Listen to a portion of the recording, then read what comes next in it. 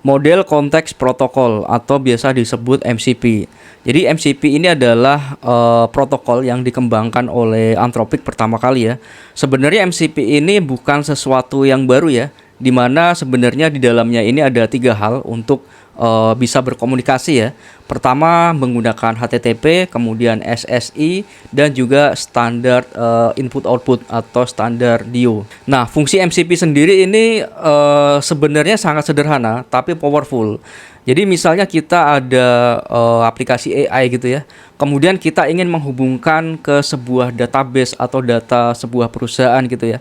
Nah, dengan MCP kita bisa langsung mengintegrasikan. Jadi seolah-olah AI itu langsung bisa ngobrol dengan data perusahaan. Nah, contohnya seperti itu. Dan tentu saja masih banyak kasus yang bisa diselesaikan ya dengan penggunaan MCP ya. Jadi contoh kasus sederhana, misalnya saya memiliki toko online gitu ya. Kemudian di dalam toko online tersebut ada fitur yang namanya produk, stok, dan pengiriman. Kemudian saya ingin membuat chatbot ya untuk customer, sehingga customer itu bisa ngecek status ordernya, status pengiriman, nah seperti itu. Kemudian, nah dengan adanya MCP ya, tentu saja customer bisa bertanya dengan AI atau chatbot ya, sehingga chatbot ini akan terkoneksi dengan MCP server, di mana MCP server ini sudah kita integrasikan dengan database penjualan. Contohnya seperti itu. Nah, kali ini kita akan coba membangun MCP server tanpa coding ya, teman-teman ya. Jadi kita menggunakan workflow automation namanya N8N ya. Nah, sebenarnya di sini fungsinya sangat banyak ya N8N ini. Selain untuk workflow, untuk chatbot, untuk AI gitu ya. Nah, kita bisa membangun yang namanya MCP server. Nah, dengan adanya MCP server ya, tentu saja di sini kita bisa integrasikan dengan berbagai hal. Misalnya kita integrasikan dengan API, REST API, database, dan fungsi-fungsi yang lainnya, sangat banyak. Nah, untuk contoh kasus kali ini ya, saya akan coba integrasikan MCP dengan database Postgres. Jadi, pertama kita harus siapkan database-nya, di mana saya memiliki database ya. Di sini saya menggunakan Neon Database Postgres.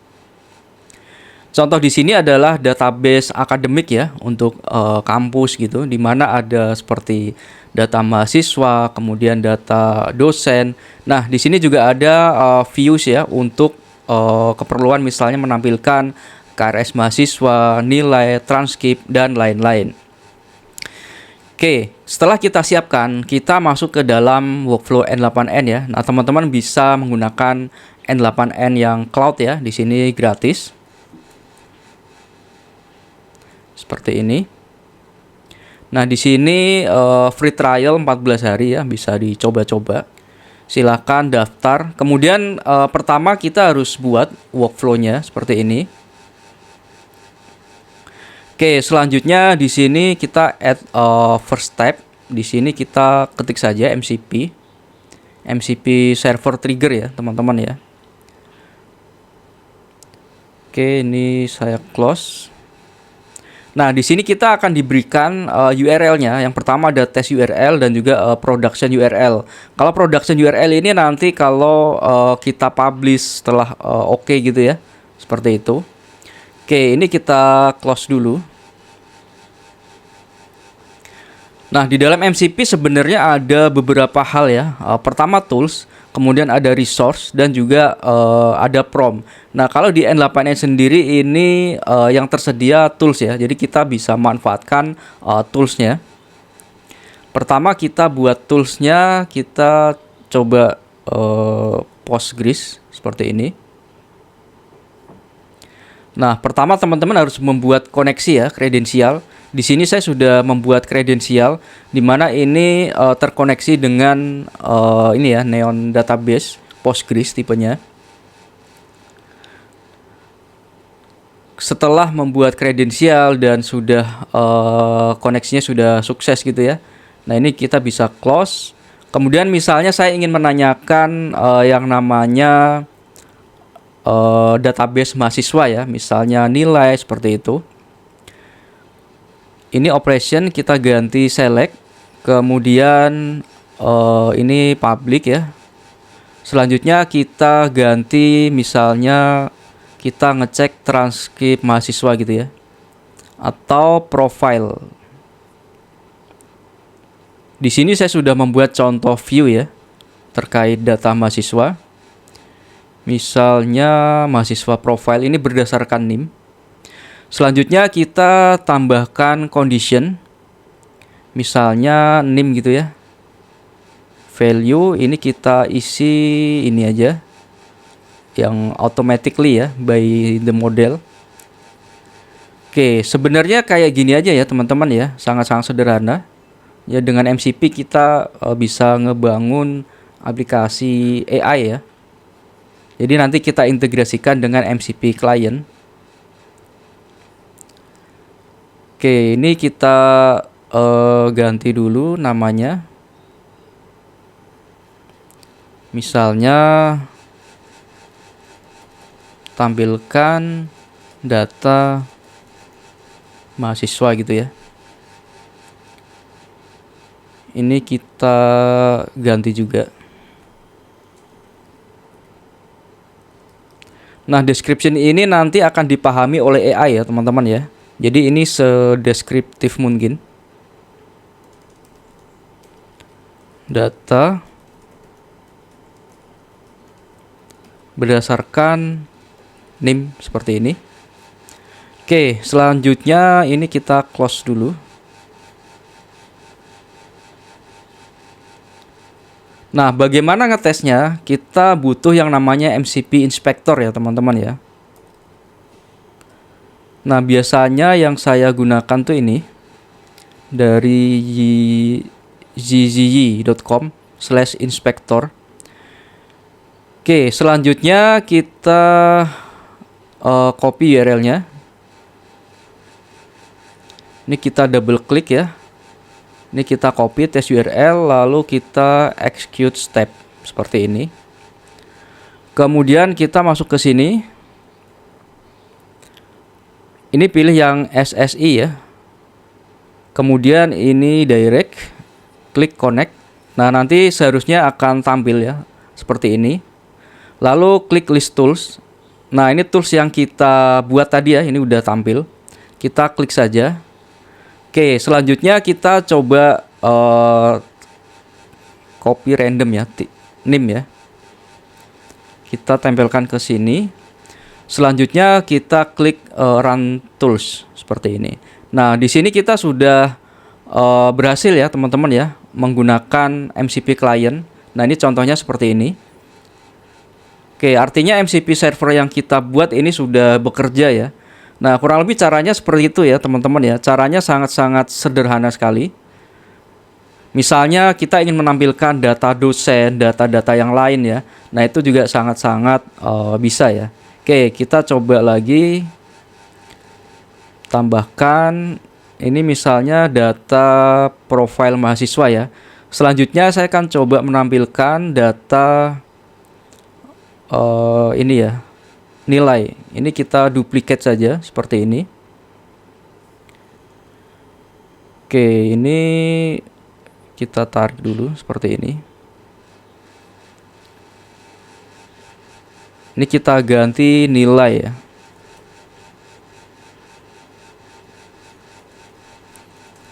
Nilai mahasiswa.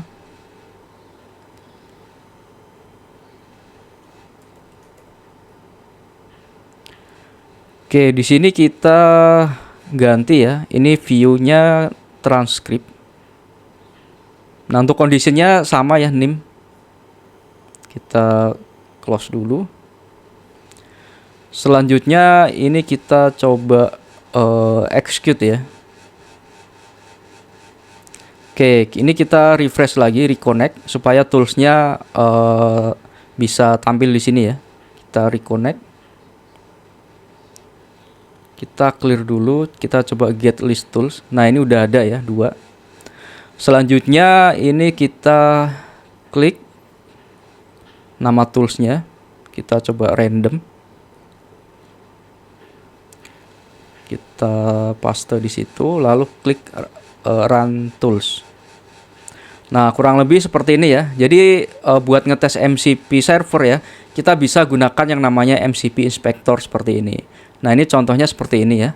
Ahmad Fauzi, Teknik Informatika, SKS-nya 3, nilainya misalnya 2,7 ya, nilai akhirnya 69. Nah, contohnya seperti itu. Nah, dengan adanya MCP Inspector ini ya, tentu saja kita akan lebih mudah untuk melakukan testing ke MCP server sebelum kita integrasikan ke AI seperti itu. Nah, selanjutnya adalah langkah yang paling utama ya, bagaimana kita bisa integrasikan MCP server dengan MCP client atau dengan AI. Nah, untuk toolsnya sebenarnya sangat banyak ya. Kita bisa menggunakan yang namanya Cloud Desktop ya, kemudian bisa menggunakan yang namanya Cursor dan lain-lain. Nah, kali ini saya akan coba menggunakan tools yang lebih interaktif ya, berbasis chatbot dan bisa dipublish. Oke, saya menggunakan platform Masta.id ya. Di sini saya akan coba ngebangun dulu agent AI-nya. Kemudian saya akan integrasikan dengan MCP server ya, supaya nanti misalnya ada mahasiswa yang menanyakan ya, atau dosen misalnya nanya transkrip nilai, profil mahasiswa. Nah, kurang lebih seperti itu. Misalnya, oke, saya buat dulu ya. Seperti ini.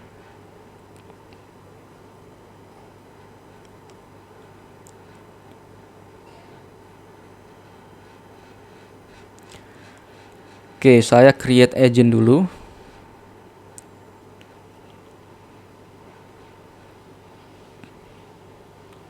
Oke, di sini saya akan menggunakan Flow ya. Karena toolsnya itu ada di Flow. Pertama, saya buat agent AI. Misalnya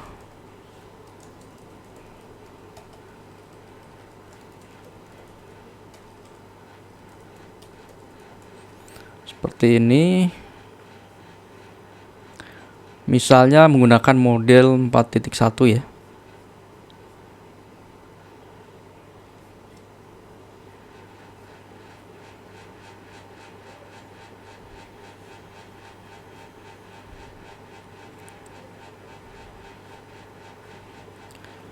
Gunakan input variabel.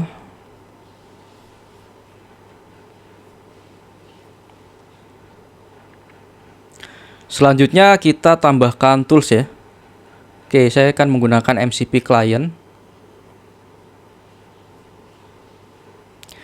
Nah, sebelum itu kita coba publish dulu ya teman-teman ya. Jadi sebelumnya kan buat testing ya. Ini karena sudah oke ya, menampilkan data nilai, data profile.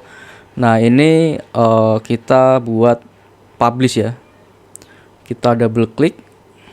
Ini production URL kita copy. Nah, ini kalau menggunakan MCP Inspector ya, ini kita bisa tempel di sini, kita ganti, kita reconnect. Nah, di sini sama ya seharusnya. Kita coba pastikan dulu. Jadi buat ngetesnya ini kita gunakan MCP Inspector ya teman-teman ya. Oke, ini sudah berhasil ya. Oke, selanjutnya kita integrasikan dengan AI. URL-nya kita copy ya. Kita tempel di sini. Lalu kita sync ya. Oke, di sini sudah tampil nilai mahasiswa dan juga data mahasiswa. Oke, ini seperti ini aja. Selanjutnya ini kita tambahkan instruksi ya. Mengecek.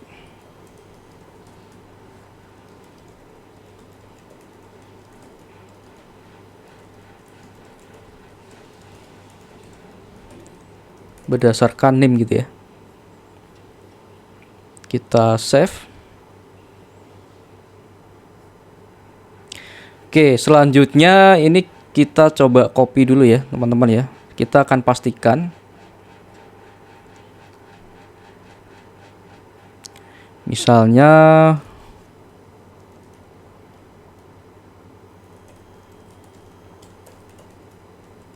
mahasiswa seperti ini.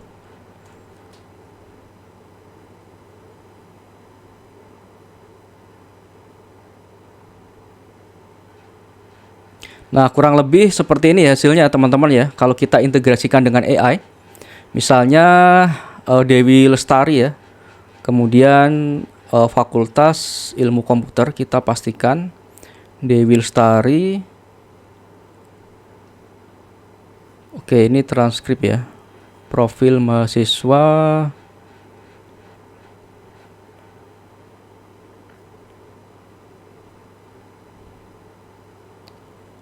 Dewi Lestari. Nah, Fakultas Ilmu Komputer Teknik Informatika. Kita coba pastikan ya. Nah, kurang lebih seperti ini ya teman-teman ya. Hasilnya sudah sesuai ya. Jadi dengan adanya MCP tentu saja banyak fungsinya. Misalnya untuk mengecek status pengiriman, produk, dan lain-lain. Oke, selanjutnya kita coba data lain ya. Misalnya transkrip nilai. Oke, kita coba random saja. Misalnya Nur Aini Safitri ya. Cek nilai name seperti ini.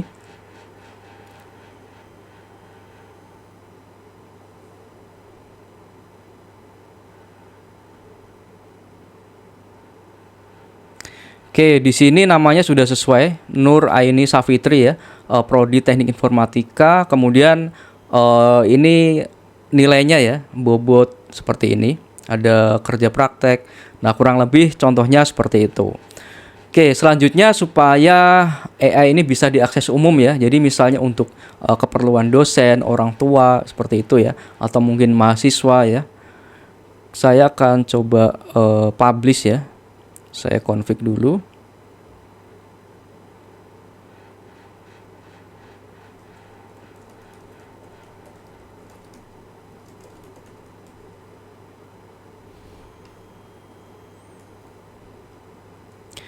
Sistem informasi gini aja ya, siap gitu ya. Ini sebenarnya nggak dipakai ya karena kita menggunakan flow.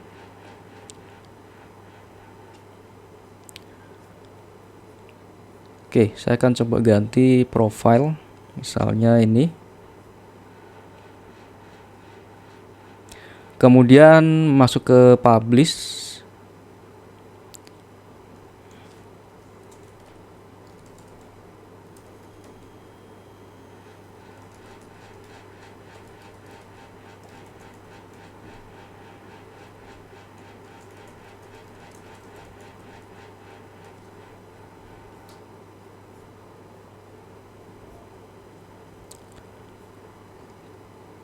Oke, selanjutnya saya coba publish ya. Oke, ini seharusnya bisa diakses secara umum ya teman-teman ya. Nah, contohnya seperti ini. Oke, selanjutnya saya akan coba nanya random aja ya, seperti ini. Jadi misalnya untuk helper dosen gitu ya, ngecek nilai absensi ya. Cek nilai NIM seperti ini.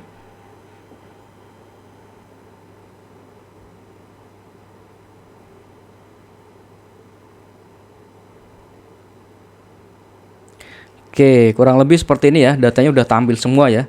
Jadi dengan adanya MCP server, MCP client, AI tentu saja ini sangat-sangat memudahkan kita ya. Misalnya kita ingin ngobrol ke database, ngecek nilai mahasiswa, absensi, dan lain-lain. Kurang lebih contohnya seperti itu ya, teman-teman ya. Oke, kurang lebih cara kerja MCP seperti itu ya teman-teman ya. Banyak hal yang bisa diintegrasikan dengan MCP, MCP server, MCP client ya. Nah, sebenarnya untuk toolsnya sangat banyak. Untuk MCP client sendiri kalian juga bisa menggunakan N8N ya. Sebenarnya N8N sendiri juga ada MCP client, tetapi kalian harus memiliki API key untuk tokennya, untuk token AI-nya, misalnya menggunakan OpenAI atau OpenRouter dan lain-lain. Nah, tentu saja tampilannya juga kurang begitu interaktif ya, dan kurang lebih seperti ini. Nah, untuk misalnya kalian berlangganan dengan N8N ya, misalnya free trialnya sudah habis gitu ya selama 14 hari. Nah, kalian bisa subscribe. Kurang lebih per bulannya itu $20 ya. Ini kalau tahunan, kalau bulanan kurang lebih sekitar $24. Sekitar 300 ribuan ya, kurang lebih seperti itu. Nah, teman-teman juga bisa menggunakan platform yang namanya ini ya, Tukang Deploy. Nah, kalian di sini lebih murah ya, karena sekitar 50.000 dan ini bisa disesuaikan, misalnya menggunakan CPU yang lebih murah atau sesuai kebutuhan ya. Jadi kalau workflow-nya itu mungkin kompleks ya, membutuhkan resource yang lebih besar. Nah, ini juga bisa dipilih. Tentu saja ini sangat-sangat fleksibel sesuai dengan kebutuhan teman-teman seperti itu.